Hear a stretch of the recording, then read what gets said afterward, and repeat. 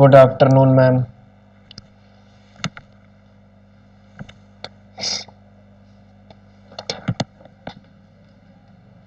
चलो, trading account हम लोगों ने डिस्कस कर लिया था फाइनल अकाउंट्स में, अब उसके आगे हमें बढ़ना है। ठीक है, और चीजें डिस्कस करते हैं।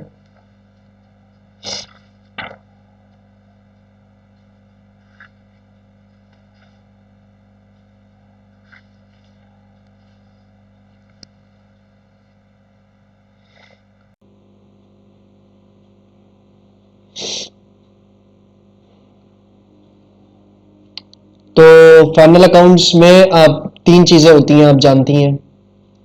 तो ट्रेडिंग अकाउंट हमने बनाना सीख लिया है। ट्रेडिंग अकाउंट में कोई दिक्कत बताओ, कोई भी 1% कहीं भी किसी कॉन्सेप्ट में डाउट हो ट्रेडिंग अकाउंट बनाने में।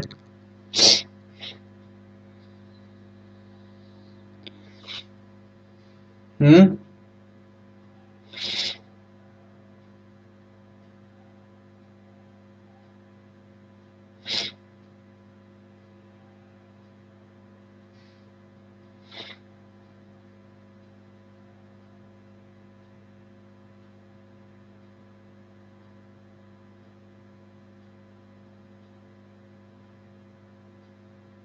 नहीं, कोई डाउट नहीं है। चलो, फिर अब हम लोग आगे बढ़ते हैं और फाइनल अकाउंट्स में दूसरी जो चीज है प्रॉफिट एंड लॉस अकाउंट, वो कैसे बनाते हैं वो देखते हैं। और फाइनली उसके बाद हम लोग देखेंगे बैलेंस शीट कैसे बनाई जाती है। ठीक, तो प्रॉफिट एंड लॉस अकाउंट सीखते हैं कैसे बनाते हैं।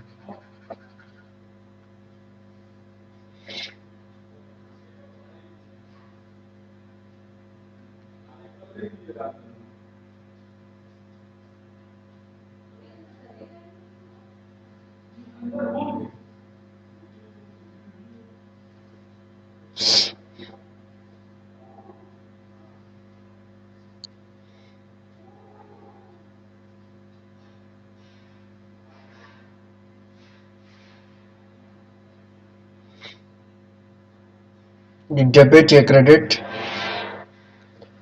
Same profit and loss account भी ट्रेडिंग अकाउंट की तरह नॉमिनल के रूल पे बनता है। सारे एक्सपेंसेस और लॉसेस इसमें डेबिट किए जाएंगे, ठीक है, और सारी इनकम्स और गेन्स इसमें क्रेडिट की जाएंगी।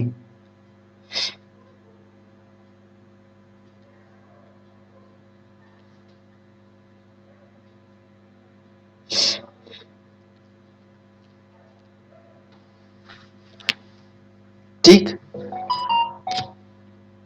ट्रेडिंग अकाउंट में खाली एक लौती इनकम कौन सी आती थी? सेल्स।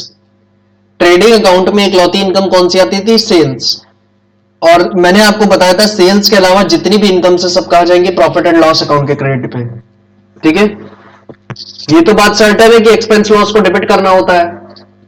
ठीक है, किसको ट्रेडिंग में करना है, किसको पीएल में करना है, यही तो सीखना है हमें फाइनल अकाउंट्स में। और इनकम्स और गेन्स को क्रेडिट करना होता है।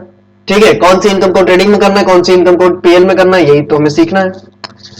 तो एक चीज मैंने आपको बिल्कुल सर्टेनली बताई थी कि जितने भी लॉस और गेन होते हैं, जितने भी लॉस और गेन होते हैं, फायदे और नुकसान, तो वो सारे पीएल में दिखाए जाएंगे। ठीक है, एक भी लॉस और गेन को, एक भी लॉस को आप ट्रेडिंग में डेबिट नहीं करेंगी, वो सभी के सभी कहां डेबिट होंगे? पीएल में। और एक भी गेन को आप पीएल ट्रेडिंग में क्रेडिट नहीं करेंगी, वो सारे के सारे कहां क्रेडिट होंगे? पीएल में। ठीक है, तो ये एक बहुत सर्टेन चीज थी। लेकिन उन सबसे भी पहले, सबसे पहले पीएल अकाउंट की शुरुआत किससे करी जाएगी? तो पीएल अकाउंट की शुरुआत की जाएगी, ट्रेडिंग अकाउंट में आपको लास्ट में क्या मिलता है? ग्रॉस प्रॉफिट या ग्रॉस लॉस। ग्रॉस प्रॉफिट किस साइड बचता है? वहां डेबिट साइड ना, टू ग्रॉस प्रॉफिट सीडी करके आप निकालती हैं वहां पे डेबिट साइड पे ट्रेडिंग के। तो वो जो ग्रॉस प्रॉफिट आया है ना, उसको आप यहां पे उतारेंगी प्रॉफिट एंड लॉस अकाउंट में। और उसको अगर ग्रॉस प्रॉफिट आया तो उसको क्रेडिट साइड उतारा जाएगा, क्रेडिट साइड पे लिखा जाएगा बाय ग्रॉस प्रॉफिट बीडी। और अगर आपको ग्रॉस लॉस आया है तो ट्रेडिंग में उसको आपने क्रेडिट पे लिखा होगा as a balancing figure by gross loss CD. इसको आप पीएल में डेबिट साइड पे उतारेंगी, टू ग्रॉस लॉस बीडी। ठीक है, तो शुरुआत पीएल अकाउंट की इससे होगी।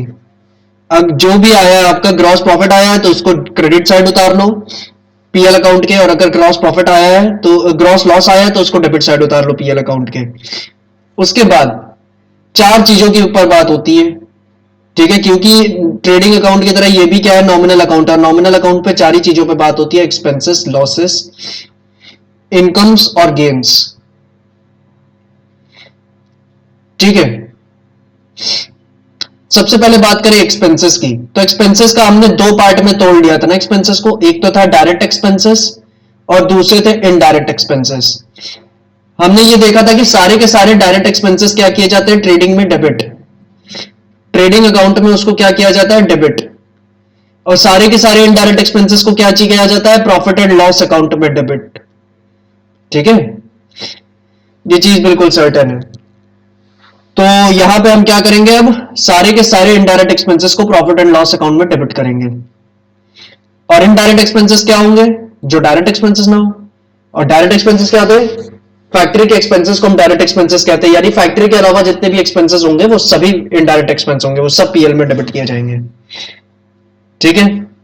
चलो, अब एक्सपेंसेस का मामला हो गया, एक्सपेंसेस हमने लिख लिए, ठीक, ये खत्म। मैंने आपको बताया था कि ट्रेडिंग अकाउंट में आप एक भी लॉस को नहीं दिखाती हैं, ट्रेडिंग अकाउंट में एक भी लॉस नहीं दिखाया जाता है। तो सारे के सारे लॉसेस क्या होंगे, प्रॉफिट एंड लॉस अकाउंट में ही दिखाए जाएंगे, सारे के सारे लॉसेस, ठीक है। और प्रॉफिट एंड लॉस अकाउंट में क्या होंगे, डेबिट, क्योंकि एक्सपेंसेस और लॉसेस डेबिट किए जाते हैं।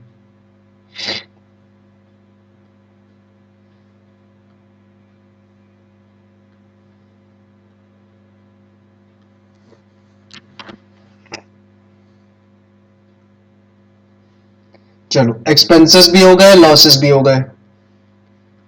अब बात करें इनकम्स और गेन्स की।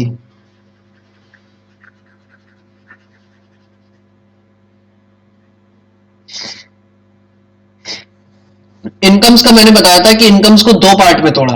हमने कहा सेल्स जो होगी, सेल्स एक इनकम है, वो एक लौती इनकम होगी जो ट्रेडिंग में क्रेडिट की जाएगी, ठीक है। और सेल के अलावा जितनी भी इनकम्स होंगी, ऑल अदर इनकम्स, इनको कहां क्रेडिट किया जाएगा, इनको प्रॉफिट एंड लॉस अकाउंट में क्रेडिट किया जाएगा, ठीक है। तो सेल्स एक लौती इनकम ऐसी होगी जिसको ट्रेडिंग में क्रेडिट किया जाएगा, बाकी सारी इनकम्स को प्रॉफिट एंड लॉस अकाउंट में क्रेडिट किया जाएगा। तो यहां पे हम क्या करेंगे, बाय ऑल अदर इनकम्स, चाहे जो भी इनकम हो, इंटरेस्ट, डिविडेंड, कमीशन, रेंट, कोई भी इनकम हो, सबको यहां क्रेडिट किया जाएगा सेल्स के अलावा, अदर देन सेल्स। और लास्ट अब बचा है हमारे पास गेन्स। गेन्स का भी लॉसेस की तरह ही ट्रीटमेंट था, कि जैसे एक भी लॉस को ट्रेडिंग में नहीं दिखाते, वैसे ही एक भी गेन को हमने बताया था कि ट्रेडिंग अकाउंट में नहीं दिखाया जाता है। तो सारे के सारे गेन्स कहां दिखाए जाएंगे, प्रॉफिट एंड लॉस अकाउंट में, ठीक है। तो यहां पे कर देते हैं बाय गेन्स।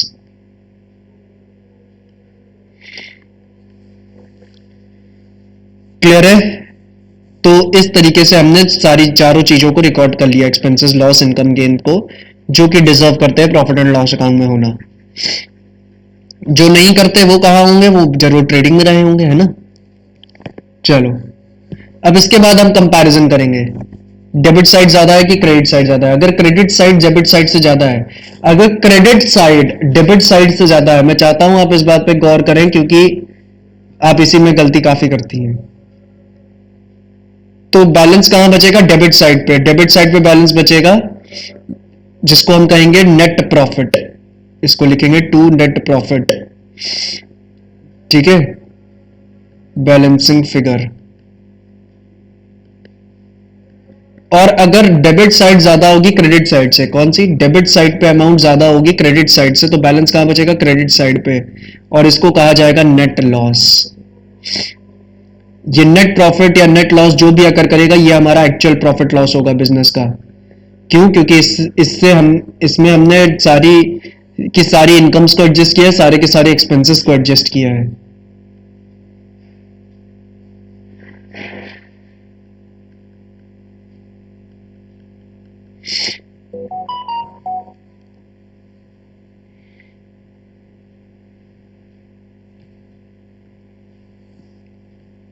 बताओ फॉर्मेट में कोई दिक्कत?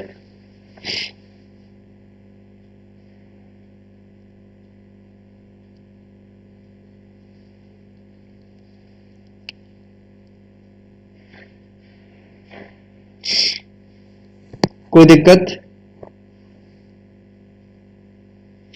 नहीं? चलो, समझ में आ गया ट्रेडिंग कैसे बनना है, प्रॉफिट एंड लॉस अकाउंट कैसे बनना है, ये बात क्लियर है ना?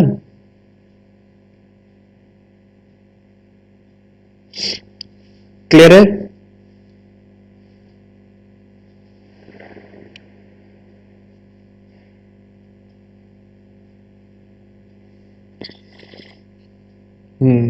चलो ठीक है।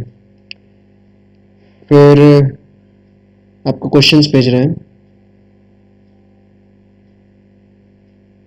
जो कि हम लोग सॉल्व करेंगे अभी।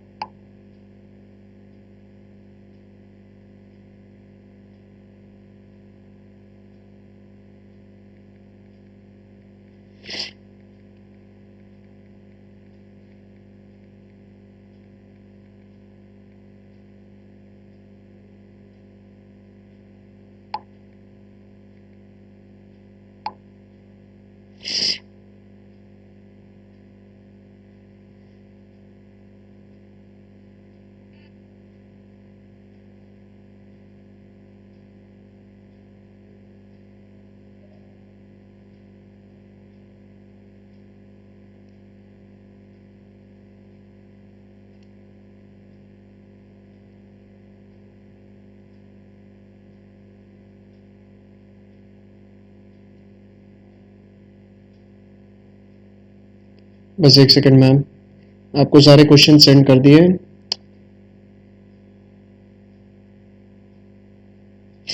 अब इसको सॉल्व करते हैं।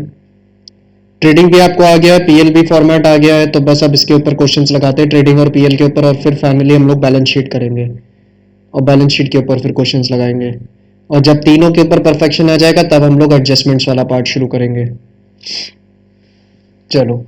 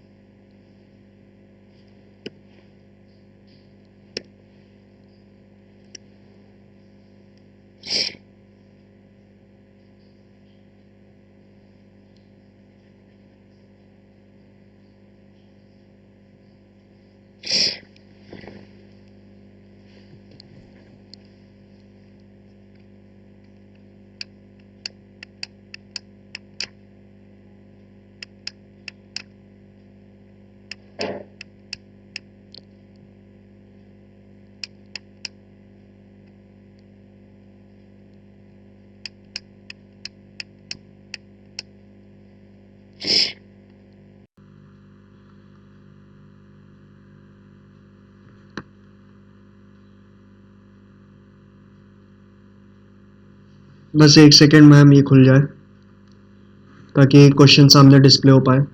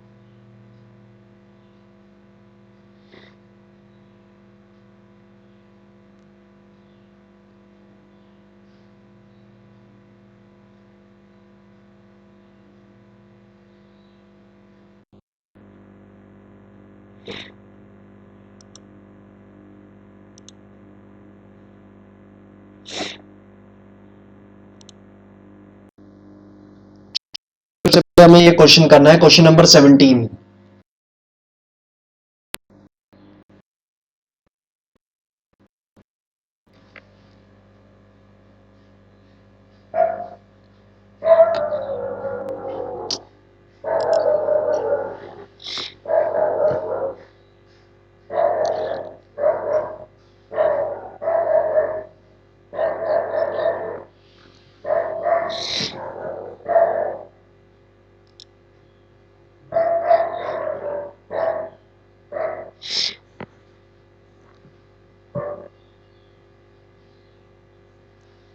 चलो मैम,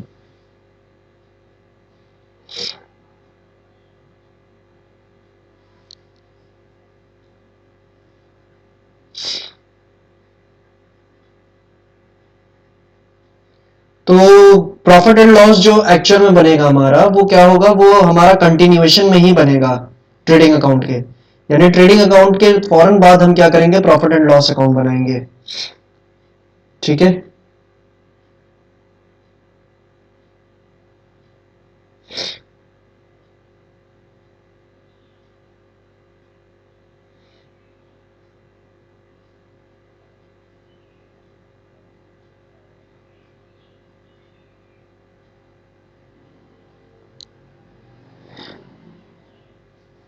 चलो सबसे पहली चीज क्या दे रखी है उसमें, कैपिटल दे रखी है।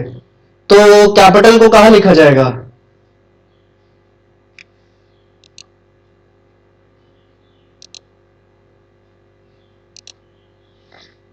कैपिटल को कहां लिखा जाएगा मैम, कैपिटल मैम एक लाइबिलिटी है, इसलिए उसको बैलेंस शीट में लिखा जाएगा। तो उसको प्रॉफिट एंड लॉस अकाउंट में तो लिखेंगे है नहीं। और हमसे इस क्वेश्चन में क्या कह रहा है वो, हमसे इस क्वेश्चन में उसने ट्रेडिंग और प्रॉफिट एंड लॉस अकाउंट दोनों मांग रहा है, बल्कि एक्चुअल में वो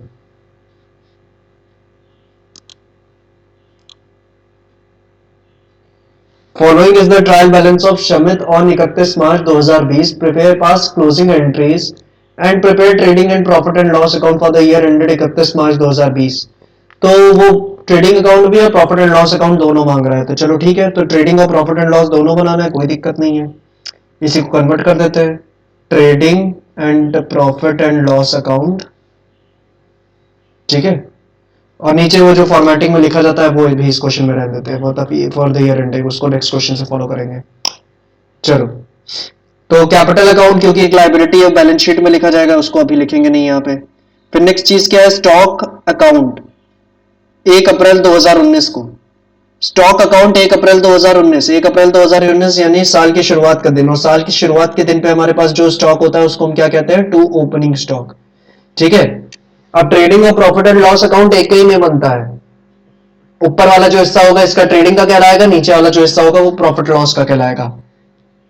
तो सबसे पहले हम ट्रेडिंग अकाउंट बनाएंगे। तो ट्रेडिंग से रिलेटेड जितने भी आइटम्स है उसको लिख लेते हैं यहाँ पे। तो टू स्टॉक अकाउंट, ठीक है, कितने से, 20,000 रुपए से।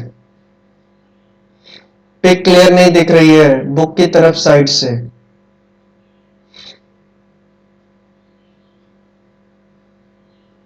मैम क्लियर तो दिख रही है, मुझे तो दिख रही है। ठीक है, और वैसे भी क्वेश्चन तो मेरे को ही करना है।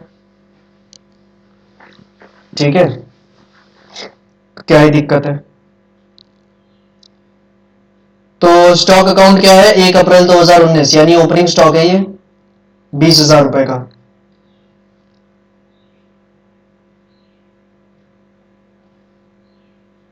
नेक्स्ट, कैश एट बैंक लिखा हुआ है, कैश एट बैंक कितना, 10,000 रुपए।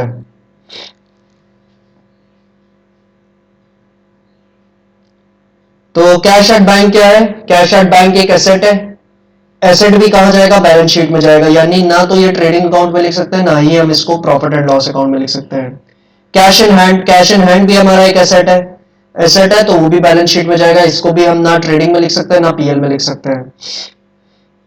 नेक्स्ट है मशीनरी अकाउंट। मशीनरी अकाउंट भी क्या है, मशीनरी भी हमारी एक एसेट होती है, लॉन्ग टर्म एसेट है।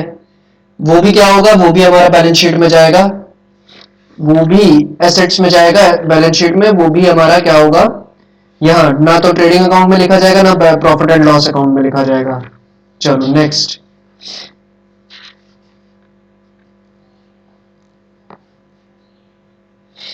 उसके बाद नेक्स्ट आइटम है furniture and fittings. Furniture and fittings कितने के हैं, 13,600 रुपए के। ठीक है, अब ये भी क्या है, बैलेंस शीट का ही आइटम है।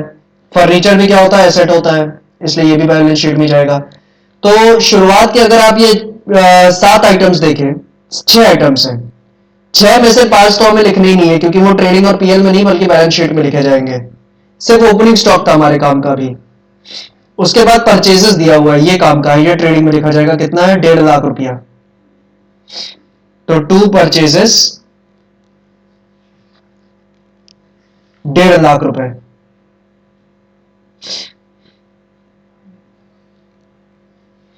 उसके बाद नेक्स्ट क्वेश्चन,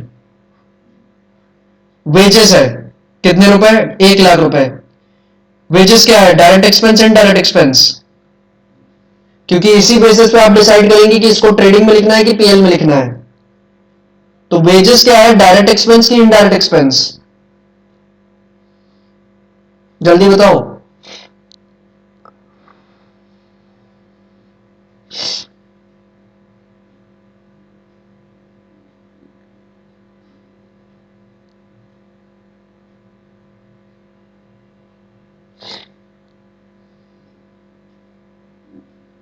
वेजेस क्या है, डायरेक्ट एक्सपेंस की इनडायरेक्ट एक्सपेंस।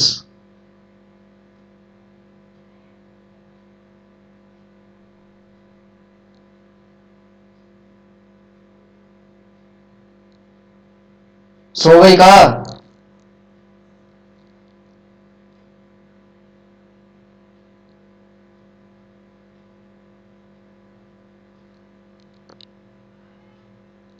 या गूगल करके जवाब दे रही हो।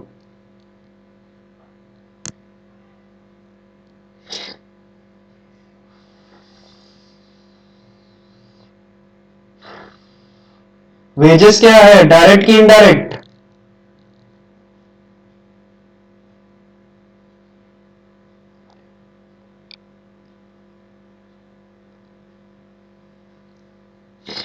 चलो,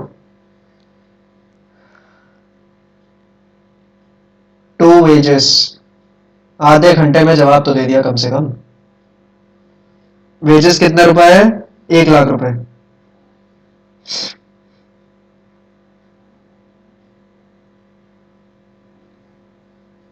उसके बाद नेक्स्ट आइटम क्या दे रखा है, पावर एंड फ्यूल, बताओ डायरेक्ट है इनडायरेक्ट है। कितने रुपए दे रखा है, 30,000 रुपए। तो पावर एंड फ्यूल डायरेक्ट है कि इनडायरेक्ट है।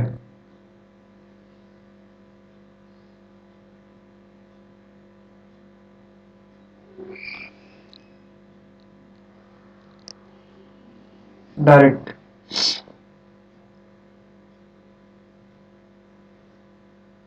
कितना, 30,000 रुपए। तो डायरेक्ट है, इसको भी यही लिखेंगे, ट्रेडिंग में ही डेबिट करेंगे।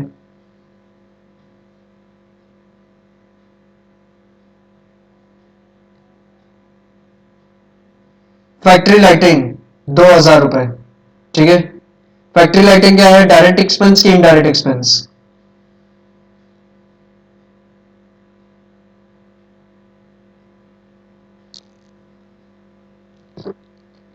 फैक्ट्री लाइटिंग क्या है, direct expense indirect expense.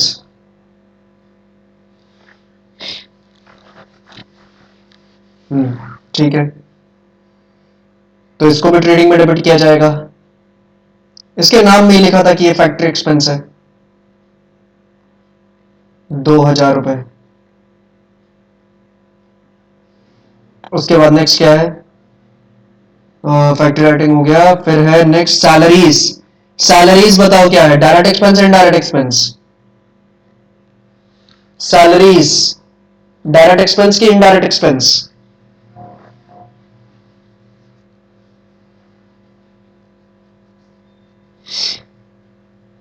Salaries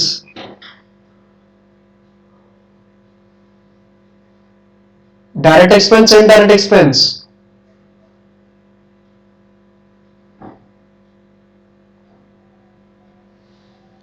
indirect, क्योंकि वेजेस जैसे है, वेजेस क्या है, फैक्ट्री में काम करने वाले लोगों को तनख्वाह दी जा रही है, तो वो इसलिए वो फैक्ट्री एक्सपेंस होता है। पर जो सैलरीज है वो ऑफिस में काम करने वाले लोगों को दी जा रही है सैलरी, इसलिए वो ऑफिस का खर्चा होता है, इसलिए वो पीएल में डेबिट किया जाएगा।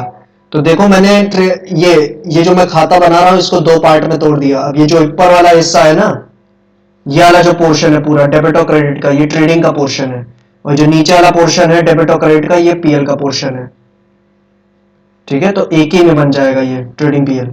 तो सैलरीज कितने रुपए दे रखे हैं यहाँ पे, सैलरीज दे रखे हैं 70,000 रुपया।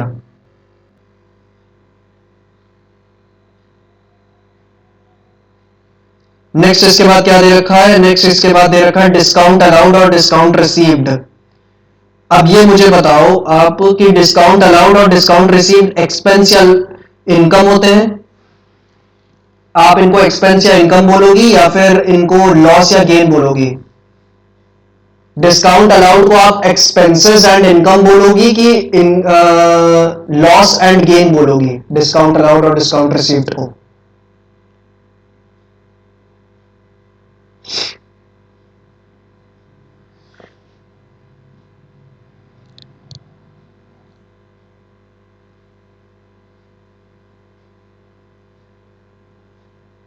नहीं, इनडायरेक्ट क्या कर रही हो वो बताओ। लॉस या गेन, इनको लॉस और गेन कहोगी कि डिस्काउंट अलाउड लॉस है, डिस्काउंट रिसीव्ड गेन है?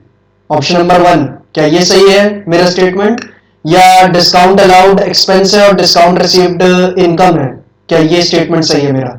स्टेटमेंट नंबर ए मेरा सही है कि स्टेटमेंट नंबर बी मेरा सही है? स्टेटमेंट लॉस एंड गेन, हाँ बिल्कुल सही। और आपको मैंने पहले ही बता दिया कि एक भी लॉस ट्रेडिंग में डेबिट नहीं किया जाता, एक भी गेन ट्रेडिंग में क्रेडिट नहीं किया जाता। सारे के सारे लॉसेस क्या होंगे? पीएल में डेबिट होंगे, सारे के सारे गेन्स क्या होंगे? ट्रेडिंग में क्रेडिट होंगे। तो यहां जो आप जवाब दे रही हो इनडायरेक्ट, तो डिस्काउंट अलाउड इनडायरेक्ट एक्सपेंस नहीं होगा, क्योंकि वो एक्सपेंस है ही नहीं, वो लॉस है। और डिस्काउंट रिसीव्ड क्या है? गेन नहीं होगा। इस डिस्काउंट रिसीव्ड इनकम नहीं बल्कि गेन होगी, ठीक है? तो इसके लिए इनडायरेक्ट थोड़ी यूज करना है, वो तो लॉस और गेन है। पर लिखे ये पीएल में जाएंगे, क्योंकि सारे के सारे लॉसेस क्या होंगे? पीएल में लिखे जाएंगे। ये हमने डिस्कस किया था एक भी लॉस ट्रेडिंग में डेबिट नहीं होगा, और सारे के सारे गेन्स पीएल में क्रेडिट किए जाएंगे, एक भी गेन ट्रेडिंग में क्रेडिट नहीं होगा। ये हमने कॉन्सेप्ट में देखा ही है। तो डिस्काउंट अलाउड यहां डेबिट किया जाएगा कितने रुपए से? जो भी उसकी अमाउंट है, अभी देख के फिल कर देंगे।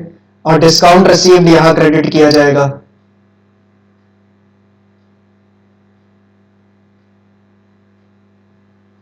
जो भी उसकी अमाउंट है। तो अमाउंट कितनी है?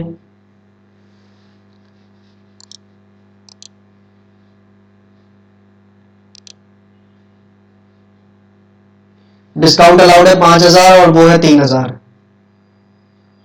तो ये है 5 और ये है 3,000। नेक्स्ट, अब कह रहा है एडवर्टाइजिंग। एडवर्टाइजिंग मुझे बताओ, डायरेक्ट एक्सपेंस है इनडायरेक्ट एक्सपेंस है? एडवर्टाइजिंग डायरेक्ट एक्सपेंस की इनडायरेक्ट एक्सपेंस? इनडायरेक्ट, सही है। पीएल में डेबिट करेंगे इसको।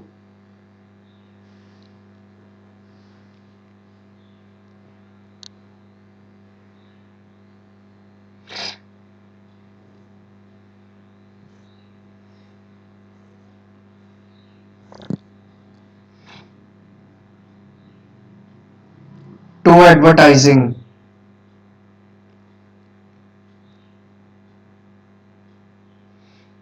कितने रुपए के एडवर्टाइजिंग के खर्चे हैं? 50,000 रुपए।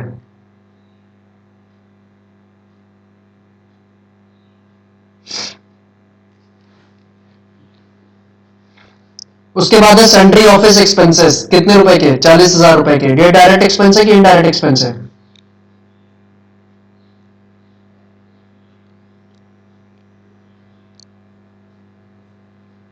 इनडायरेक्ट।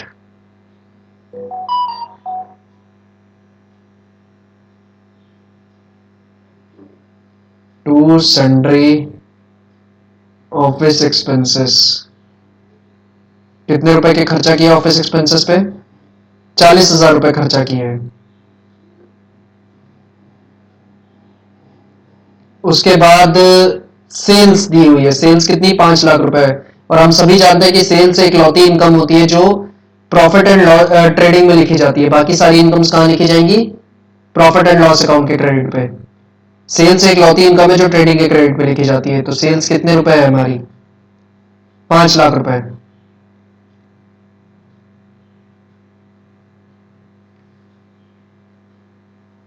उसके बाद क्या है? सेंट्री डेटर्स और सेंट्री क्रेडिटर्स, ठीक है?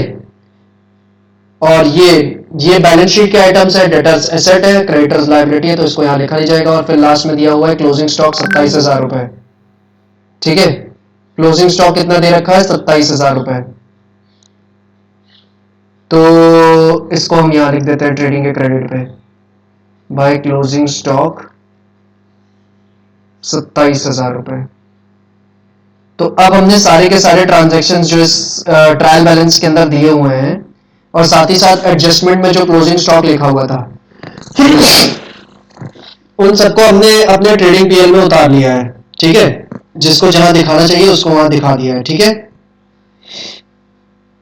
क्लियर है? क्लियर है? क्या आपने यहां तक फॉलो किया? ठीक है, यहां तक की कोई दिक्कत? ओके, चलो।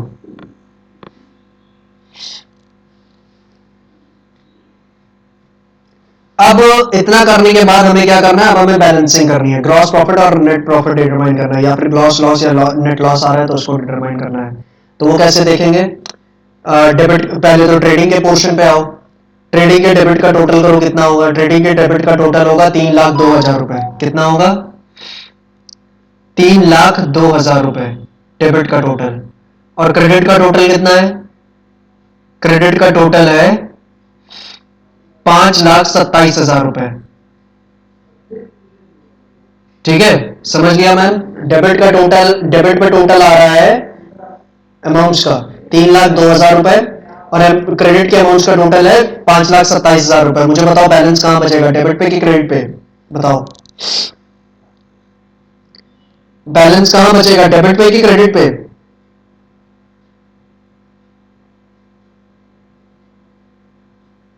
डेबिट पे, बिल्कुल सही। कितने रुपए का बैलेंस बचेगा ये निकालने के लिए हमें क्या करना होगा?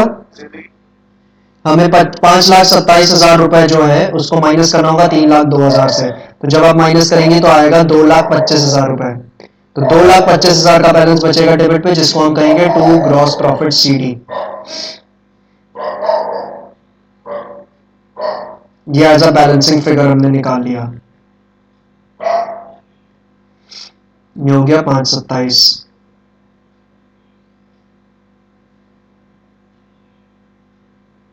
उसके बाद मैंने बताया ये जो ग्रॉस प्रॉफिट आया है इसको यहाँ पीएल के क्रेडिट साइड पे उतार लेंगी ताकि नेट प्रॉफिट या नेट लॉस निकाला जा सके। तो ग्रॉस प्रॉफिट को आपने इधर उतार लिया, कितना? 2,25,000 रुपए। और फिर फाइनली आप क्या करेंगी? फिर आप नेट प्रॉफिट निकालने के लिए जाएंगी। ठीक है, नेट प्रॉफिट निकालने के लिए क्या करेंगी आप? सेम वही procedure.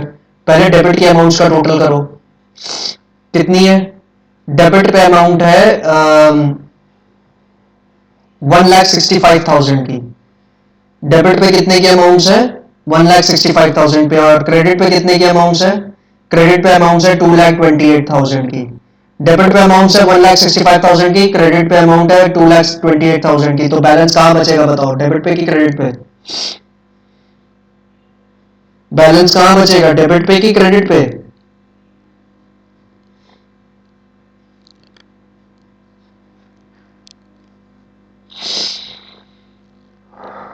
Debit.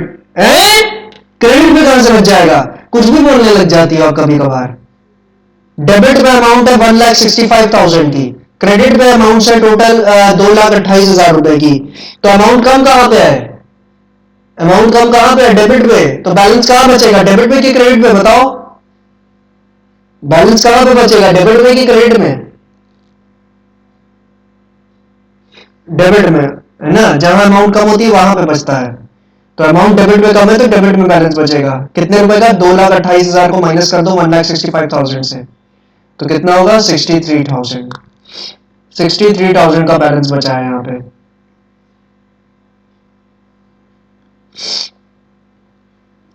To net profit, ये भी एज अ बैलेंसिंग फिगर हमने निकाला। ठीक है, अगर क्रेडिट में बचता तो नेट लॉस आता हमें, और फिर हम finally profit and loss account को टोटल कर देंगे दोनों तरफ, तो आएगा 2,28। और ये हमारा फाइनली ट्रेडिंग और प्रॉफिट एंड लॉस अकाउंट बन गया। ठीक है, तो कुछ इस तरीके से बनता है। जो आइटम्स छूटी है उस ट्रायल बैलेंस में वो किसकी है? वो बैलेंस शीट की आइटम्स है। बैलेंस शीट्स बनाने को वो कहता तो हम बना देते, तो वहां वो कवर होती। ठीक है, अब आप मुझे ये बताओ कि कोई डाउट है कि ट्रेडिंग पीएल कैसे बनाया जाता है, समझ में आया? कोई डाउट? कोई डाउट ट्रेडिंग पीएल में? नहीं, कोई डाउट नहीं। अब अगर आपने ध्यान से देखा हो तो हमने बनाया किस तरीके से ट्रेडिंग पीएल की, क्वेश्चन में जो ट्रायल बैलेंस दिया हुआ था, ठीक है, क्वेश्चन में जो गिवन ट्रायल बैलेंस था उसमें से इंफॉर्मेशन हम ऐसा नहीं कि वन बाय वन करके बना रहे थे, पहले हम ट्रेडिंग पूरा फिनिश कर ले और जब ट्रेडिंग पूरा फिनिश हो जाएगा उसके बाद पीएल की इंफॉर्मेशन जो बची होंगी उससे पीएल बनाएंगे, ठीक है, उसके बाद जो बचेगा उसके बाद बैलेंस शीट बनाएंगे। तो हमने वन एट अ टाइम करके नहीं बनाया कि ट्रेडिंग को पहले बनाए फिर पीएल को बनाए फिर बैलेंस शीट को बनाए, ऐसा नहीं। हमारा जो आइटम हमें सामने दिखता गया उसको हम उसकी उचित जगह पे पहुंचाते गए। जो आइटम ट्रेडिंग जाना डिजर्व करता था उसको ट्रेडिंग में पहुंचा दिया, जो आइटम पीएल में जाना डिजर्व करता था वो पीएल में पहुंचा दिया। और सेम अगर बैलेंस शीट बनानी होती है तो उसी साइड बाय साइड हम जो आइटम बैलेंस शीट में जाना डिजर्व करता है उसको वहां पहुंचाते हैं। हम वन एट अ टाइम चीजों को नहीं बना रहे हैं, हम जो चीज जहां पे जाना डिजर्व करती है उसको वहां पे तुरंत पहुंचा दे रहे हैं। इससे क्या होगा, इससे क्वेश्चन थोड़ा तेज स्पीड में सॉल्व होगा। और नहीं तो आप वन एट अ टाइम करने की कोशिश करेंगे तो क्वेश्चन फिर 40-45 मिनट ले जाएगा और फिर बहुत टाइम लगेगा उसको सॉल्व करने में, ठीक है, क्योंकि उस सिचुएशन में आपको क्वेश्चन को 3 से 4 बार पढ़ना पड़ेगा और यहां पे आप केवल सिंगल रीडिंग में ही क्वेश्चन को सॉल्व करती हुई चली जाएंगी। सिंगल रीडिंग में आपने पढ़ा वेजेस को ट्रेडिंग में डेबिट करना चाहिए तो ट्रेडिंग के डेबिट में लिख दिया। फिर आपने पढ़ा सैलरी को आपको पीएल के डेबिट में लिखना चाहिए तो पीएल के डेबिट में लिख दिया। तो इस अप्रोच के थ्रू हम क्वेश्चन को सॉल्व करते हैं कि ट्रांजैक्शन को पढ़ा और उसकी उचित जगह जहां पे है उसको वहां पहुंचा दो। तो फिर क्या होगा, क्वेश्चन अच्छे से सही तरीके से और अच्छी स्पीड पे सॉल्व होगा, ठीक है। चलो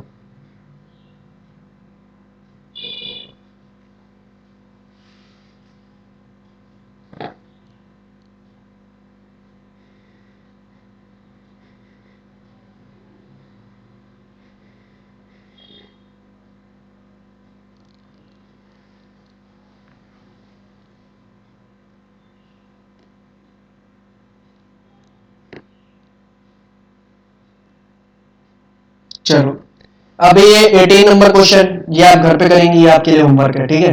इसमें खाली प्रॉफिट एंड लॉस अकाउंट बनाना है, ट्रेडिंग अकाउंट नहीं बनाना है। तो खाली प्रॉफिट एंड लॉस अकाउंट बनाना बढ़िया है, ट्रेडिंग अकाउंट बनाने की जरूरत नहीं है। तो ट्रेडिंग अकाउंट की चीजें भी आप छोड़ सकती हैं, केवल ट्रेडिंग प्रॉफिट लॉस अकाउंट पूछ रहा है तो वही बना दो, ठीक है। और अगली क्लास में मैं आपसे इसका आंसर जरूर पूछूंगा, पिछली क्लास में जो होमवर्क दिया था उसका आंसर नहीं पूछा था मैंने अभी आपसे, क्योंकि उम्मीद करता हूं कि वो आपने कर लिया होगा, सीओजीएस निकालने वाले जो क्वेश्चन दिए थे। नहीं किया था तो गलत बात फिर।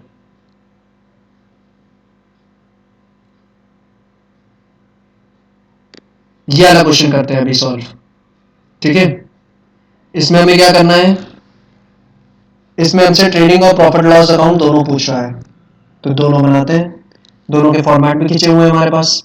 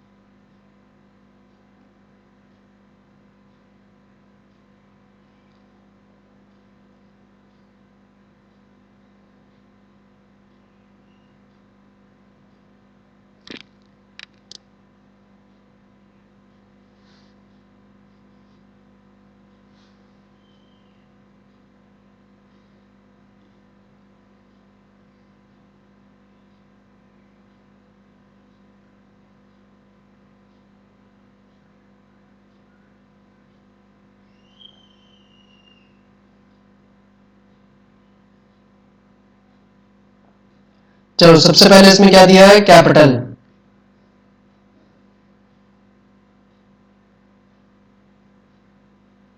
कैपिटल क्या है, बैलेंस शीट का आइटम, तो इसको यहां लिखेंगे नहीं। स्टॉक दे रखा है 1 अप्रैल 2019 यानी ओपनिंग स्टॉक, तो इसको यहां लिख लेते हैं। कितने रुपए दे रखा है, 2 लाख रुपए।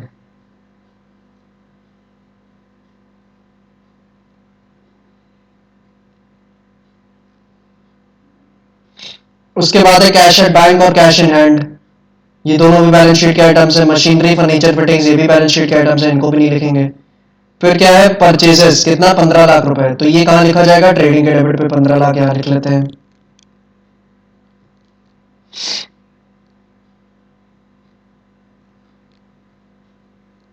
फिर है वेजेस कितना, ये 10 लाख रुपए, इसको लिख लेते हैं, ट्रेडिंग के डेबिट पे लिखा जाएगा।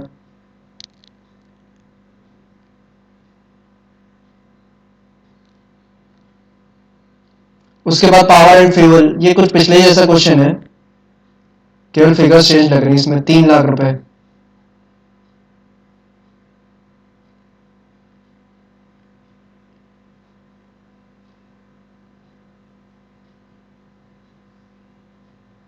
उसके बाद फैक्ट्री लाइटिंग 20,000 रुपए।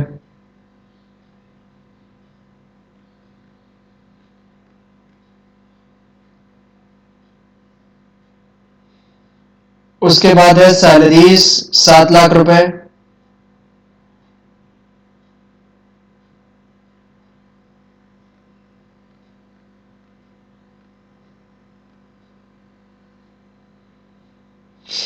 उसके बाद डिस्काउंट अलाउड 50,000 रुपए, डिस्काउंट रिसीव 30,000 रुपए।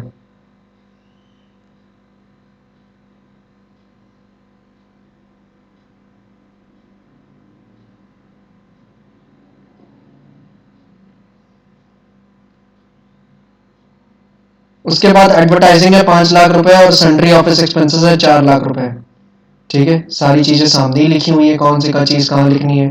तो ये पूछना बेकार है कि क्या कौन सी चीज कहाँ लिखनी है इसमें।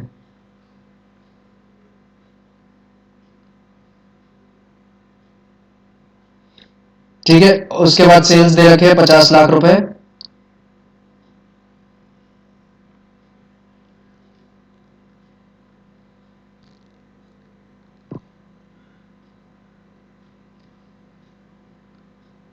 और उसके बाद डेटा क्रेडिटर दे रखा है जो कि एसेट लाइबिलिटी होता है, तो वो बैलेंस शीट में जाना चाहिए। क्लोजिंग स्टॉक है 2,70,000 रुपए का।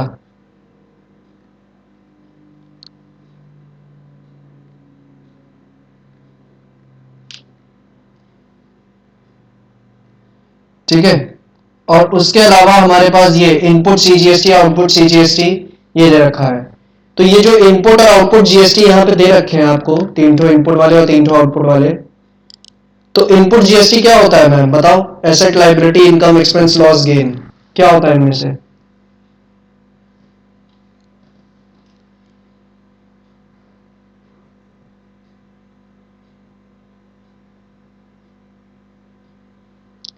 इनपुट जीएसटी क्या होता है, एसेट होता है, और एसेट होता है तो इस वजह से क्या होगा, ये हमारी बैलेंस शीट का आइटम है, इसको हम यहां नहीं लिखेंगे। और आउटपुट जीएसटी क्या होता है, asset liability income expense loss gain.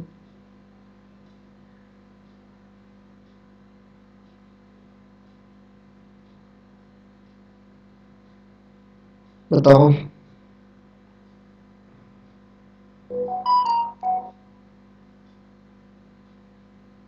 Output GST क्या है, asset liability income expense loss gain.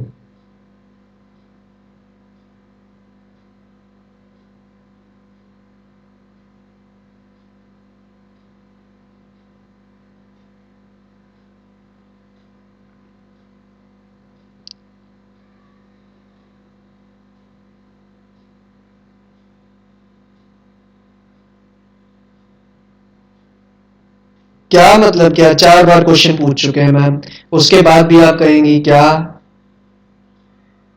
बोल रहा हूं आउटपुट जीएसटी क्या है, asset liability income expense loss gain.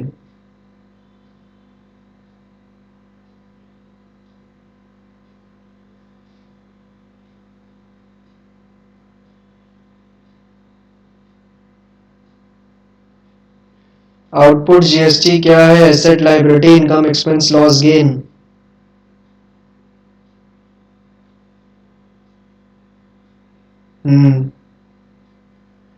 Output GST क्या है, लाइबिलिटी। इनपुट जीएसटी एसेट है, आउटपुट जीएसटी लाइबिलिटी होती है।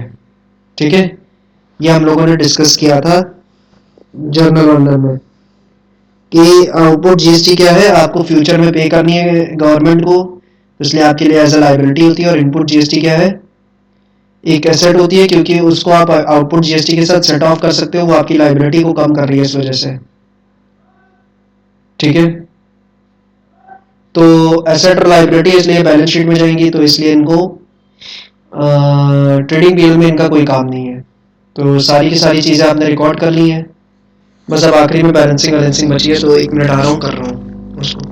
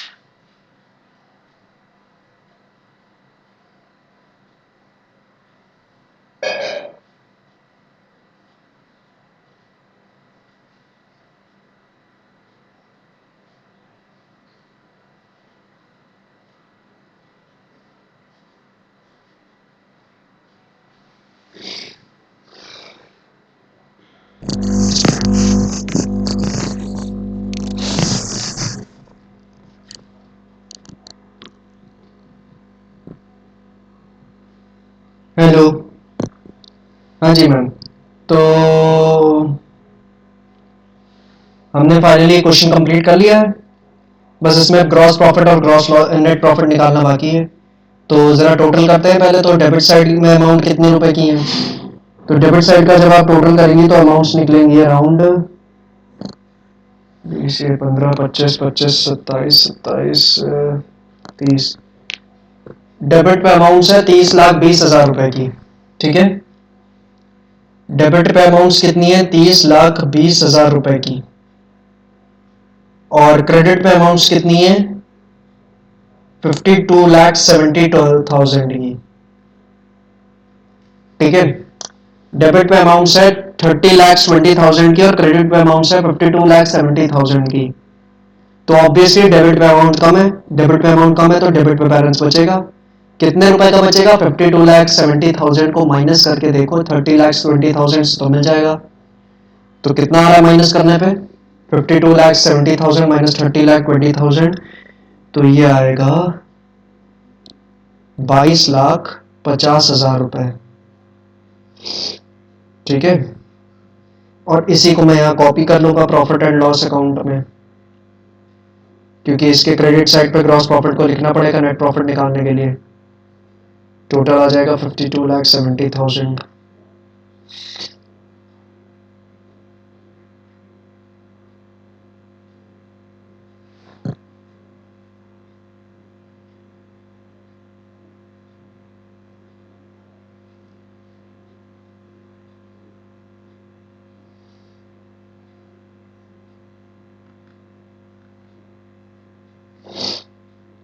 इसके बाद आप पीएल में जाएंगे और पीएल में देखेंगे कि बैलेंस कितना बच रहा है।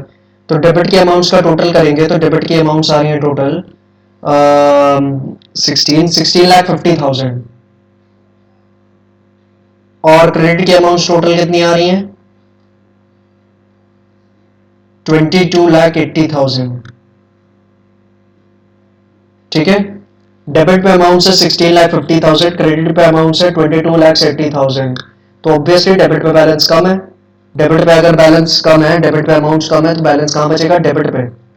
और डेबिट पे अगर बैलेंस बच रहा है तो कितना बचेगा? 22,80,000 माइनस 16,50,000 करो, मिल जाएगी अमाउंट।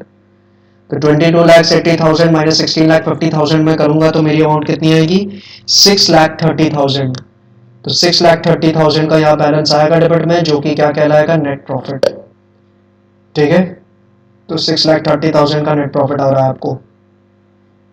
और फिर आपको फाइनली दोनों साइड का आप टोटल करेंगे तो आएगा 22,80,000।